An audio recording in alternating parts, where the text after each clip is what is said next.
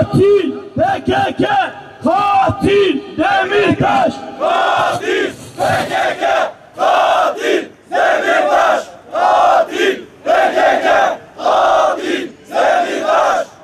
lanet, Katillere lanet, Yasinlere adalet, katillere lanet, Yasinlere adalet. Yasinlerin davası, Ümmetin yarası, Yasinlerin davası, ümmetin yarası, Yasinlerin davası. 2-3 dakikaya önce şeyi alalım. Milletvekiliyle onu alalım. Toplu geliyormuş. Yasin sen şunları bir tut da ben bir şu mikrofonu bir ayarlayayım. Dur abi nasıl? Sen yoğun polis telsizi ve o şeyler var. Rejimler. Kışın soğuğunu, güneşin sıcağını yaşayarak bu davaya sahip çıkmaya çalışıyorsunuz. Allah zahmetinizi rahmete çevirsin. Allah-u Teala hepinizden razı olsun. Buraya gelip bu davayı sahiplenmek bir kesimi sahiplenmek değil, İslam'ı sahiplenmektir, Müslümanların genelini sahiplenmektir. Değerli konuşmacılar da arz ettiler. O dönemde hafızamızı tazelersek sadece bir kesimin Müslüman mensupları, fertleri, gençleri katliama uğramadı, katledilmedi. Pek çok kesimden Müslüman o dönemde katledildi. Herhangi bir siyasi görüşü olmayan, sakalından dolayı, tesettüründen, hanımının tesettüründen dolayı Müslümanlar çok vahşi bir şekilde katledildiler. İşte bu açıdan bu dava sadece dediğim gibi bu gençlerin davası değil veya bir kesimin davası değil, İslam'ın davasıdır. Ve elhamdülillah bu bilinçle Müslümanlar geneli itibarıyla bu davayı sahipleniyorlar. Hepsine teşekkür ediyoruz. Allah hepsinden razı olsun. Tabi buraya gelmeyip de sadece buraya gelip bu davayı sahiplenenlerin dışında gelmeyip de yüreğiyle bu davanın acısını hisseden bir toplumun olduğunu biliyoruz. Yasin'in acısını yüreğinde sızı olarak yaşandığı Müslümanların olduğunu da biliyoruz. Bizler istiyoruz ki o Müslümanlar bu davayı bilinçli bir şekilde içlerinde sızısını yaşadıkları bu davayı bilinçli bir şekilde sahiplensinler. Çünkü bu dava sahipsiz kalmaması lazım. Ne bölgede sahipsiz kalması lazım, ne de Türkiye genelinde sahipsiz kalması lazım. Bu davanın sahipleri biz Müslümanlarız ve bu dava sonuç alınması gereken bir davadır. Hem yargıda sonuç alınması gereken bir davadır, hem de gençlerin mücadelesini verdiği bölgede, Türkiye'de İslami olarak sonuç alınması gereken bir davadır. Yargıda sonuç almak için buradayız. Ve bizler yargıda sonuç alınması için de adalet nöbeti tutuyoruz. İçeride avukatlar, dışarıda bizler ve bu adaletin gerçekleşmesini istiyoruz. Çokça söylendi, bu adalet ancak sadece o gençleri katleden birkaç gencin cezalandırılmasıyla sağlanacak bir adalet değildir. Bunun azmettiricilerinin, hedef gösterenlerin ve arkalarında olan zihniyetin elebaşlarının cezalandırılması lazım. Bu işin ucu kime dokunuyorsa dokunsun siyasi olarak bunun gerçekleştirilmesi, adaletin gerçekleşmesi olacaktır. Onlar cezalandırılmadığı müddetçe, yargılanmadığı müddetçe adalet eksik kalacaktır, adalet gerçekleşmemiş olacaktır. Bu sadece o gençlerin arkasında bu katliamını gerçekleştiren, vahşeti gerçekleştiren gençlerin arkasındaki siyasilerin yargılanmasıyla alakalı değildir. Buradaki gerçekleşecek olan adalet. O dönemde bu gençler katliama uğrarken devletin kolluk kuvvetleri, vatandaşının can güvenliğini sağlaması gereken devletin kolluk kuvvetlerinin görevde ihmali varsa, kusuru varsa, kabahati varsa ki vardır. O gençlere sahip çıkmamıştır. O gençlerin can güvenliğini sağlamamıştır. sokaklarda kamu güvenliğini sağlamamıştır ve meydanı bu vahşi katliamcılara bırakmıştır. Adeta yakacağınızı yıkın, yıkacağınızı yıkın, yakacağınızı yakın, yıkacağınızı yıkın, öldüreceğinizi öldürün diye meydanı bunlara bırakmıştır.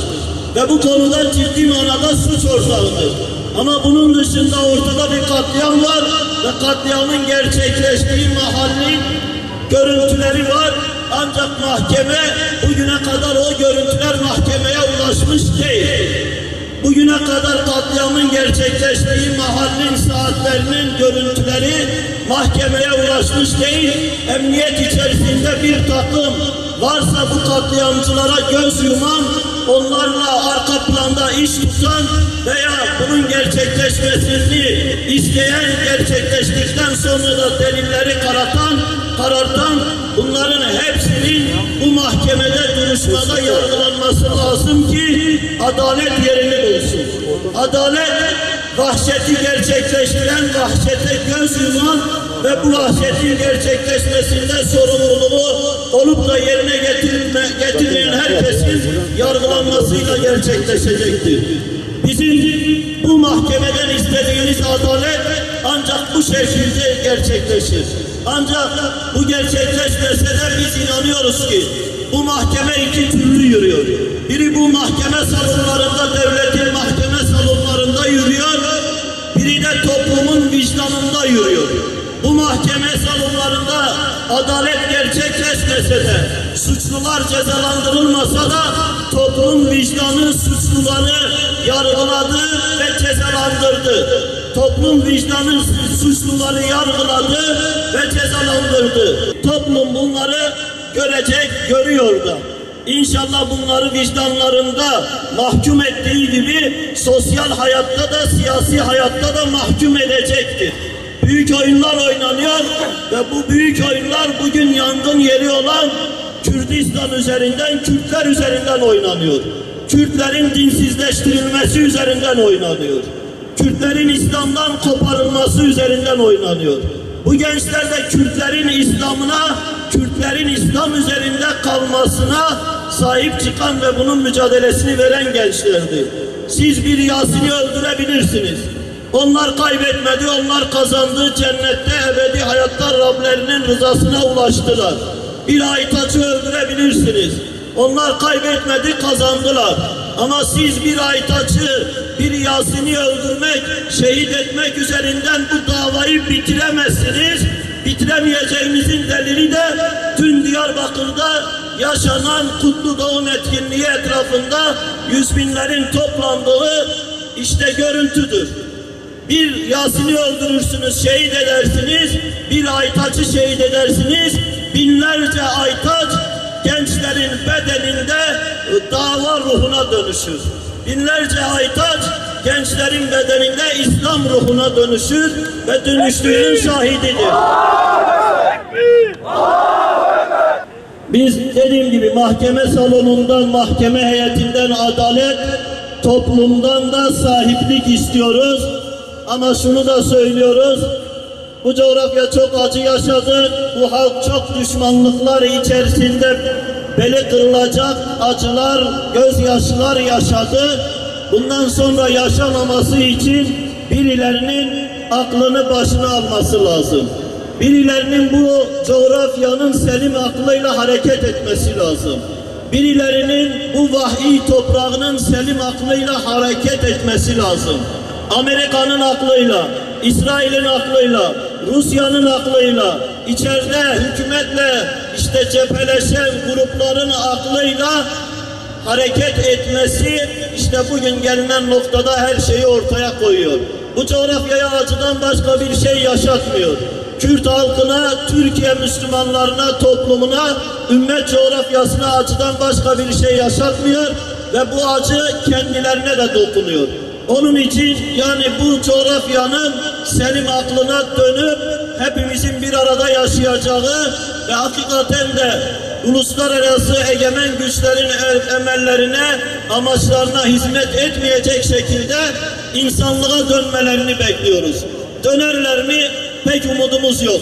Ama biz dönmeleri için İzzetlice mücadelemizi vermekle beraber çağrılarımızı da yenileyeceğiz. Hem izzetlice mücadelemizi vereceğiz, davamızı sürdüreceğiz, dik duracağız ve coğrafyamızı kirli emellere, örgütlere, taşeronlara yem etmeyeceğiz, bırakmayacağız. Ama diğer taraftan da insani, İslami zeminlerde buluşmak için onlara çağrılarımızı yenileyeceğiz. Tekrardan Allah hepinizden razı olsun. Allah-u Teala inşallah hayırlı bir akıbet nasip etsin. Dünyada gerçekleşmese de adalet Allah'ın huzurunda er geç hesap görülecek ve adalet gerçekleşecektir inancıyla hareket edeceğiz. Allah hepinizden razı olsun. Bugün burada Yasin'in, Hüseyin'in, Hasan'ın davasına sahip çıkmak için buradayız. Yasin'e, Hasan'a, Hüseyin'e, Aytaş kardeşlerimize karşı yapılan bu katliamların gereği yapılsın. Biz bugün burada şehitlerimize sahip çıkmak, şehitlerimizin adil, şehitlerimizi katledenlerin yargılanması için ve özellikle onları azmettirenlerin de siyasi uzantılarının da yargılanması için buradan özellikle yetkililere sesleniyoruz. Adalete sesleniyoruz. Yargıya sesleniyoruz. Bunun gereği yapılsın diyoruz. Evet, Yasin ibadetini yerine getirmek için Diyarbakır'da kurban eti dağıtmıştı. Bu aslında yapılan saldırı bir inanca yapılan saldırıydı. Dinimize yapılan saldırıydı. İnancımıza yapılan saldırıydı. Biz biliyoruz ki bunların kini tarihsel bir kindir. Esselamu Aleyküm ve Rahmetullah. Bismillahirrahmanirrahim. Muhterem kardeşlerim, gönül isterdi ki kalbimiz mutmain olarak burada adaletin tecelli edeceğine dair bir inancımız olsun, büyük ümidimiz olsun. Ama maalesef Adalet Teşkilatı'nın geçmişteki karnesine baktığımız zaman bu hususta pek de iyimser olmak mümkün değil. Ne zaman Müslümanlarla ilgili bir olay yargıya intikal etse sonu her zaman hüsran oldu. Mesela Sivas olaylarında İstanbul'da otobüs seferindeyken idam cezası alan, Antakya'da noterde araba satışı yaparken idam cezası alan Müslümanlar, oteli yakanlar belli olmadığı halde 33 kişi idamla mahkum edildiler. Başbağlarda katliama uğrayan köylülerin davası İzmir Devlet Gönüllülük Mahkemesi alındı. Hani derler ya, Erzincan nire, İzmir nire. Kim gelecek oradan da bu davayı takip edecek. Bu yüzden Yasin Nur'un davasını bütün Müslümanlar dikkatle takip etmelidir. Geçmişte, çok yakın bir geçmişte biliyorsunuz darbeye teşebbüs yüzünden Genelkurmay Başkanları bile tutuklandı. Ama 28 Şubat darbesini yapanlar, binlerce genç kızımızın, binlerce gencimizin, binlerce İmam Hatiplimizin hayatını karartanlar, binlerce zulme sebep olanlar maalesef bugün yargıda aklanmak üzereler. Tutuklu kimse kalmadı. Demek ki darbeyi yapacaksın, teşebbüs etmeyeceksin. Onu demek istiyor yargı. Bu yüzden Yasin Nuri arkadaşlarının davasını sonuna kadar takip etmemiz gerekiyor. Şehitler kalbimizde, şehitler cennetlerde yaşıyorlar şimdi. Allah-u Teala onlar için ölü demememizi emrediyor bize. Bu duygularla hepinizi selamlıyorum. Selamun Aleyküm ve Rahmetullah. Güneşin altında ben sizi çok fazla tutmak istemiyorum ama batıdaki Müslümanlar olarak biz yıllarca Doğu ve Güneydoğu'daki İslami direnişin kötü anlatıldığına şahit olduk. Özellikle Doğu ve Güneydoğu'daki Müslümanların neler çektiğinden uzun yıllar bir haber kalmıştır. Ama Yasin kardeşimizin örnekliğinde birçok şey artık açığa çıktı. PKK ve onun kravatlı ve başörtülü versiyonları ne yaparlarsa yapsınlar, başörtü de taksalar, mollalarla birlikte gözükseler de, cuma namazlarında kamuoyuna gözükmeye çalışsalar da biz artık elhamdülillah gözümüzü açtık. Onların bu maskeleri bizi kandıramayacak. Dolayısıyla biz batılı Müslümanlar olarak, batıdaki Müslümanlar olarak doğudaki kardeşlerimizin yanında olduğumuzu bir kez daha bildirmek istiyoruz. Yasin Börü kardeşimizin şehadetiyle ve bu davayı da sonuna kadar takipçisi olacağız inşallah. Şehitlerin